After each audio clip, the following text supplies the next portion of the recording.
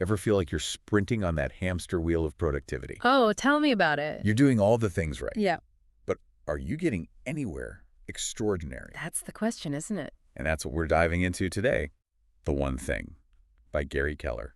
This book, man, it really flipped my perspective on achieving those breakthrough, those really big successes. And it's not just some motivational fluff, right? No. Keller, he's the real deal. Yeah. He's the chairman of this hugely successful real estate company. Exactly. A practical leader, built an empire. This isn't just some speaker, up there with the ivory tower philosophy. Yeah, exactly. This is a guy who walks the walk. He does. And his core idea, surprisingly simple. Yeah, ditch that to-do list obsession. Oh, stop. Focus on your one thing. Okay. That singular action. Yeah. That makes everything else easier, or even, get this, unnecessary. And like, what? I know, right? That's kind of amazing. He's basically saying, stop chasing all those productivity rabbits. Okay. Focus on the impact. Not the activity. Exactly. Oh my gosh. And the best part is, Yeah. Keller, he learned this the hard way. Oh, he did. His company was struggling. He was throwing everything at the wall. Spaghetti at the wall, hoping something would stick. Yes. So tell me, how did he break free? What was his aha moment? Well, it took a mentor Okay. to shake things up. Okay. Told him to stop spreading himself so thin. Right. Focus on the most vital roles. Just 14 key It positions. was like, you need to fire some people. Well, not fire, but, Delegate, maybe? focus. He even compared it to Jesus needing only 12 disciples. Oh, wow. Okay, so 14 people to turn an entire company around. That's it. That's a pretty powerful testament to focused action. It is. But did it actually work? It did. Keller, he took that advice to heart. Okay. Even stepped down as CEO. What? I know, right? To focus on finding those 14 key players. Within 3 years, his company. Consistently profitable. Wow. Experiencing 40% growth year after year. That's a complete 180. That's like finding the cheat code It is. to the video game. Like finding that secret level where everything just clicks. Yes. But it sounds like this was just the beginning of his one thing journey. Oh, absolutely. This was just the first level. You're right. Even with a top-notch team, they were still falling into a trap. Which was Okay. scattered focus. I hate when that happens. Sound familiar? Oh, yeah. To everyone, I think. Constantly. Right? So how did he tackle this second wave, this scattered focus issue? He had another breakthrough. Okay. And it was all about asking the right questions. Ooh, I like where this is going. Yeah. He started asking his team this. What's the one thing you can do this week to make everything else easier or unnecessary? Wait, stop the presses. Yeah. Rewind that. Because that question right there, that's genius. I'm in it. It's so simple. Yeah. But it forces you to cut through all the noise It does. and pinpoint the action that has the biggest leverage. You got it. And you know what happened? What? This simple question led to another surge in their performance. They were achieving more by focusing on less. More by focusing on less. More by focusing on less. This is blowing my mind right now. It's powerful stuff. Okay, so 2 major wins for Keller, Right. both tied to this idea of the one thing. It's a pattern. I'm seeing a pattern, but for someone like me, how does this apply? Someone who's not running a Fortune 500 company. So if focusing on our one thing is the key to unlocking those extraordinary results. What's holding us back? Yeah. What is holding us back? Well, Keller, he dives into those lies, those sneaky little lies we tell ourselves Okay. about success. About success. And these beliefs, Okay. they seem so true, They do. but they keep us stuck On that hamster wheel. on that hamster wheel, running and running. Yeah. So the first lie, Give it to me straight. everything matters equally. Oh my gosh, stop. I know. The tyranny of the to-do list. Yes. You feel so accomplished just by checking things off. Yes. Like, look at me, I'm so productive. I did 12 things today. I'm amazing. Yeah. But that's not real productivity, is it? It's not about doing more. It's about doing the right things. Ooh, I like The that. things that actually move the needle. So how do we escape the to-do list and focus on those high-impact actions? What's the secret sauce? Pareto principle. Okay, The 80-20 rule. the 80-20 rule. I've heard of this. Right. Spend 80% of your time on things that only contribute 20% of your results. Oh my gosh, please don't remind me. My inbox is like the poster child for this. Yes. But imagine flipping that script. Okay. That's what Keller wants us to do. Okay. Transform our to-do list into, get this, a success list. Okay. I love that. By ruthlessly prioritizing that 20%. Ruthlessly prioritize. Okay, I'm writing this down. From to-do to success list. Ooh, that's good. What's the next lie? This is a big one. Okay. We wear it as a badge of honor. Okay. Multitasking. Multitasking. Wait, are you telling me that my ability to juggle like 57 things at once It's not a superpower. isn't something to write home about? The science says no. Oh, no. Really? That Stanford study, Keller talks about it, they found that multitaskers, they were actually less effective at focusing and completing tasks than those who focused on one thing at a time. No. Our brains, they're just not wired for that fragmented attention. Okay. That kind of hurts my ego a little. But Right. realistically, Right. our work environments Don't make it easy. don't make it easy to just focus on one thing. Emails, phone calls, instant messages. People stopping by your desk. Got a minute. Yep, got a minute.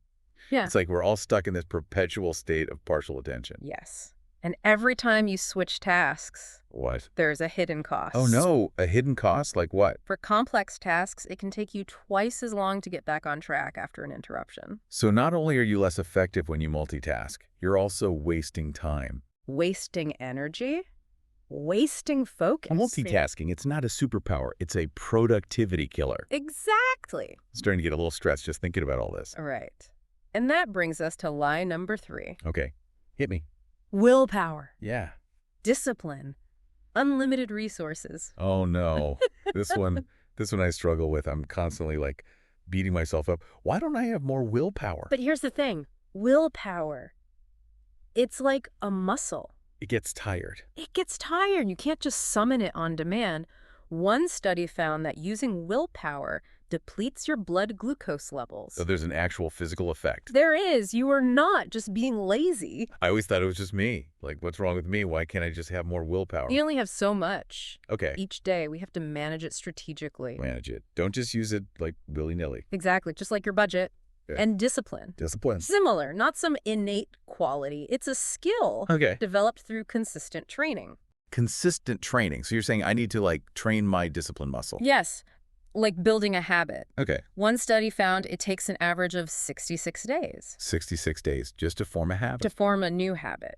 Consistency is key. Okay. So I can't just like wish for more discipline. I have to actually work at it consistently for 66 days. At least. But here's the really exciting part. Okay. There's a halo effect. A halo effect. Tell me more about this halo effect. So researchers found that students who focused on developing one positive habit, Oh, it's yeah. like exercising regularly, Yeah. they started seeing improvements in other areas of their lives as well. So one good habit can actually lead to like a ripple effect of positive change. Exactly. Success breeds success. Oh, I like that. And Michael Phelps. Michael Phelps, the swimmer. Yes. Olympic champion. He struggled with ADHD as a child. Wow, really? Through years of dedicated training, he developed incredible focus, discipline, and look at what happened. Okay.